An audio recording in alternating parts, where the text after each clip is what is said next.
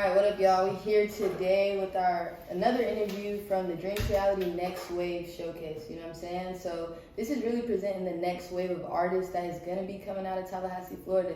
So today we have Zjala. the Zjala Phelps, y'all. So let's get into it. Okay. Alright, so I'm so awkward. I'm so sorry. It's okay. So tell us a little bit about yourself. My name is Zjala, Zjala with the Z silent. I am a jack of all trades. I do hair, I do tarot, I paint, I sing, I write, I rap, I do anything that you probably can do with your hands. I more than likely can do it, and if I can't do it now, I will try and I'll probably get good at it. So tell us what got you into the music field. So what got me into making music? So I always sung growing up in church. My people heard I had a voice on me, so gotta use it in church. And I auditioned for American Idol out here. Really? I auditioned for American Idol twice. The first time I got through to the second round, and the second time I auditioned when I was in Tallahassee. And when I was auditioning, there was a dude there. And he basically was like, "You don't sound like you belong on American Idol. You sound like you belong on the radio." And I was like, "You know what? Yeah, that sounds that nigga's spitting." So that's what got me into music. So what does music mean to you? I mean, that's a good question. Okay. Music means to me, I feel like it's just a channel to express. I think growing up in church, I don't know, I feel like music has always been a way that I can connect with God in every sense. You know what I mean? Whether it's on some positive or negative, it's just a platform to just be and express. And so yeah. Alright, so since you spoke on God and you feel like that's a way to, communicate and express yourself to God, not to get religious or anything, but what does God or this idea of God mean to you, and how much does this play a role in your life? He is. If you really know me, for real know me, I do a lot of crazy shit. I do a lot of shit that don't make sense. And I honestly when I say crazy, I mean I have an intuitive hunch about something, or I have a feeling about something, and I'll just go pursue it.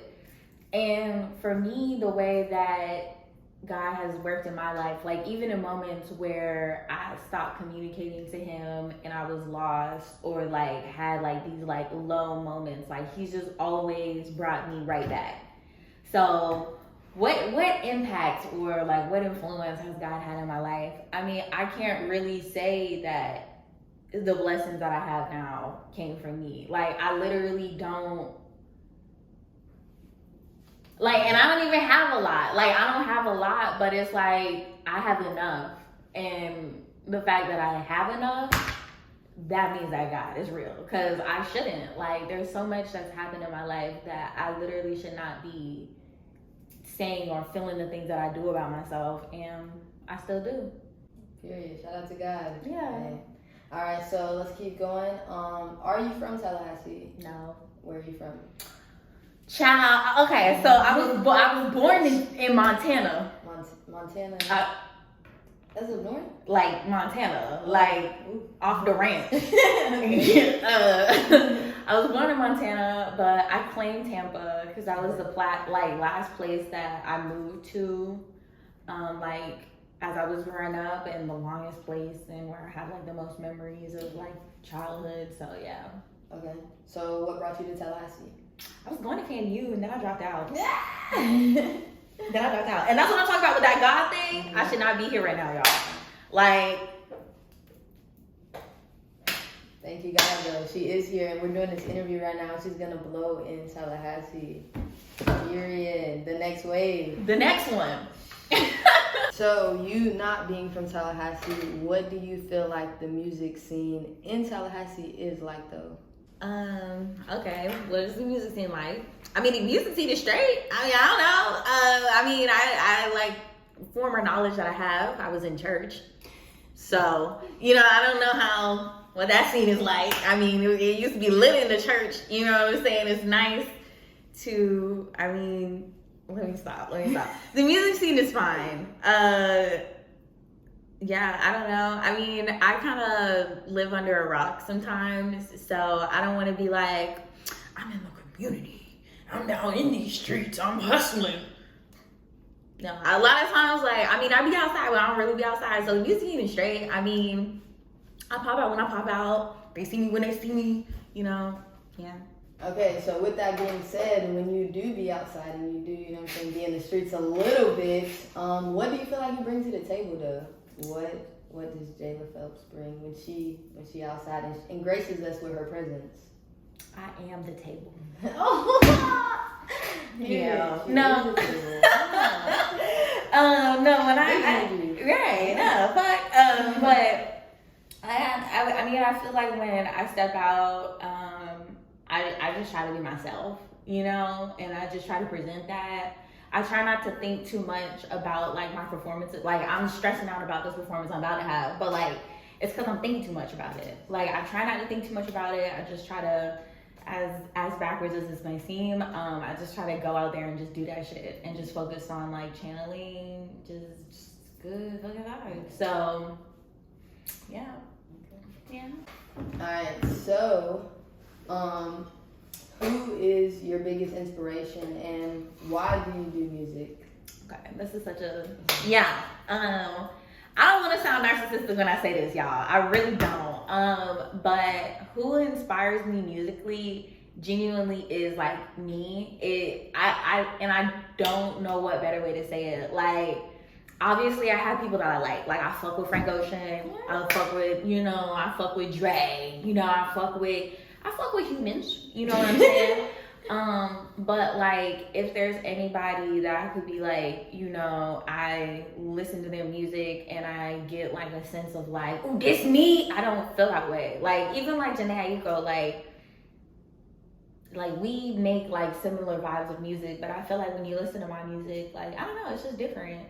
And that's not a bad thing. I don't think of it as in I'm better than anybody else or I'm worse than anybody else. I just think that me is me, and anything that has the name Zjala Phelps on it, I made that shit.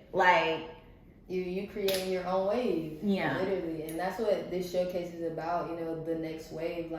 I feel it's so much of the same right now, being honest. Everybody wanna be like this person. So to say that, I don't feel it's narcissistic. It's you stepping into your power and seeing you, hey, I have something to bring to the table that honestly has not been here before. Because guess what? I haven't graced y'all with my presence. Y'all haven't even heard Y'all haven't even seen me for real. And that's what everything I do, from hair to tarot to just having an interview. I don't know if you met people like this who exchange like this. You know what I'm saying? So I'm just saying. One of one, y'all. One of one. This interview is one of one. So, But I think, and for people watching, don't be afraid to be you, because I feel so many people, they try to trim their edges. You know what I'm saying? They try to do things that is oh, this is weird. And not to say that you're weird, cause but it's just you authentically. Yeah. That word. But I think we need more people like that in this world. And so thank you for being that. And I feel you're going to be an inspiration to so many who want to be them, but it's oh, I feel I gotta do this, or I feel I gotta do that. No, fuck that shit. I remember Character Day. I went to school. Character Day in my senior year, I went to school as a crackhead. I'm not even playing with you. I will send you the pictures so you put it in the video. I went to school as a crackhead, and that was the best day of my fucking life. You wanna know why? Because I sat down and I was these bitches want to be characters, and I want to be a crackhead. And I just want to be a crack. That's just what the fuck I want to do. And I just want to be a crackhead. Zjala Phelps. You know what I'm saying? So, and no matter who say what, no matter what, like I said, if people don't fuck with me because of how I am and my energy, cool, that's fine, babe. I'm not for you. Yeah, I'm not meant for everybody. I'm not meant to be around everybody. I'm not meant to be accepted and loved by everybody. But just know the ones that do fuck with me, they fuck with me, for real. Yeah. Not because I'm perfect or because I'm godly or because of anything. Like, I'm just me. Like, you know what I'm saying? Don't, you know, and I just made a motherfucking like TikTok about this. I was like, I don't like being called a good person. I don't like being called a good person. Like, I feel like I'm a good person. Don't get me wrong. But I've just been in so many scenarios where motherfuckers will be like, oh, you did this, you did that. You're not a good person because you da-da-da-da-da. Bitch, you don't know me. Yes. You don't know me. So. All right, so to segue, why do you do music? Why? Yeah.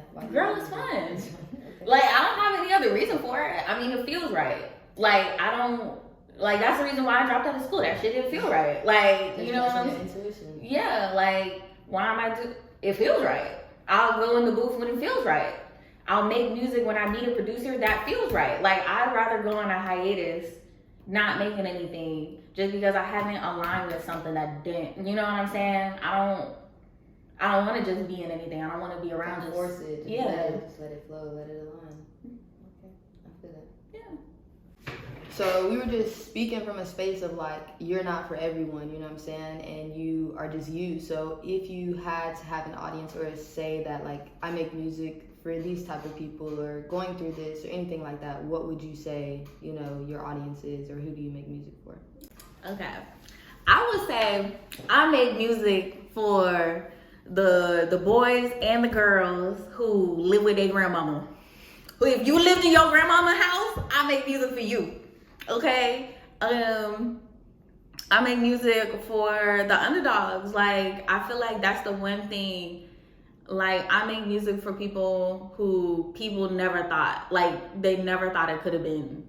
Like, for people who, like I said, who maybe dealt with underestimating themselves, thinking of themselves as less because of their circumstances, feeling like they can't, you know, that's who I make music for, you know? And especially with my new project coming, I want to touch more on, like, just the side effects of life. And like living a real life. Like, a lot of people, you know, don't like acknowledging that shadow shit, or like don't like acknowledging like, oh, this is the pain that I went through. And like, or they get stuck in that shit. And I went through pain. I've been through shit. I'm going through shit. But like, my demeanor and my energy will not be affected. It might be affected for a moment, but it won't be for long. That's who the fuck I make music for. All right, so since you spoke on, you know, just your shadow self, and like, I feel like that just brings up the conversation of like mental awareness, mental healing, which is so important, especially now in this generation. Like, what have been some things that have helped you grow and heal that can help other people?